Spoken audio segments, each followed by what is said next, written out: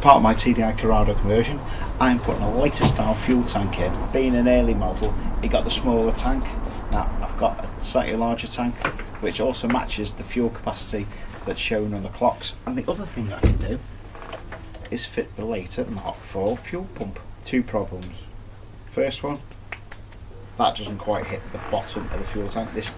I need to extend that slightly longer. No big issue. And the other thing I did not think about up until about 4 minutes ago is the nozzle. The nozzle on the later ones are slightly smaller. They're designed for petrol, so I need to make that bigger. Remember, it's built, it's not bought. Having measured the diameter, that's 21mm, and it should be 25mm or larger. Poked it with a little bit of a screwdriver, even though it looks like it's an insert in there. It does look like it's all bonded into the unit. So I think I found 25mm, this little cone thing. Not sure where it's come from. I don't seem to have an end for it. So I found a bolt that seems to lock tight into it. And I'm just going to wind that in.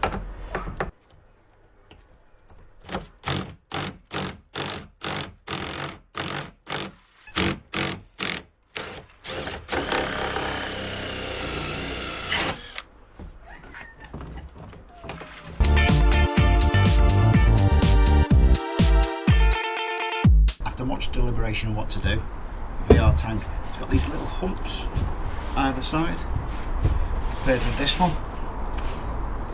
It makes a big difference when the boot gets in the way. Apparently later ones had a slightly raised floor on the back end, so I haven't got time to go and get one of them, so I'm just going to make my own. Yes, make my own. Let's run through the differences in the tank. That's a lot bigger, fits a Mark IV pump. Now this is where it humps up, and also this is the back bit of the floor, goes a little bit higher, so I'm going to have to square that up. And compare it to this side, that's the back bit, see where it's smoother, and that bit as well. The whole tank is just massively different. See why it gets what, something like 15 more litres in there. Is it worth it? I don't know. Right, I've measured the hump is roughly about there, so I think what I'm going to do is just chop out that square. See, is that where there's a spot weld there? You can sort of see where the spot welds run here on the stock floor.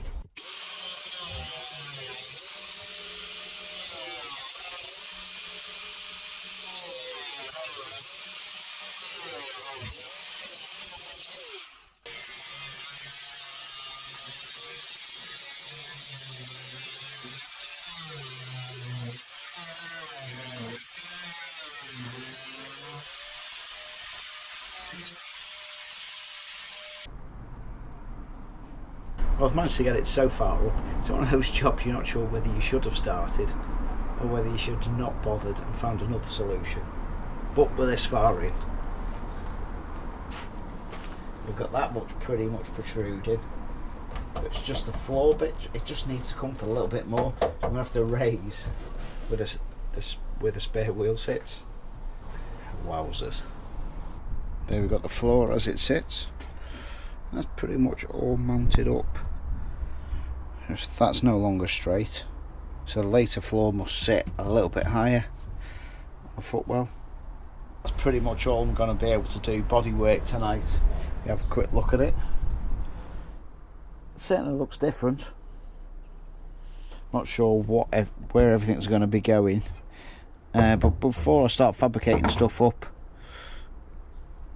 closing that all off, I need to make sure that all the mechanics of it works and everything is physically right before committing. I think that's pretty much right. So if you think I'm nuts, remember to subscribe, share, and of course like.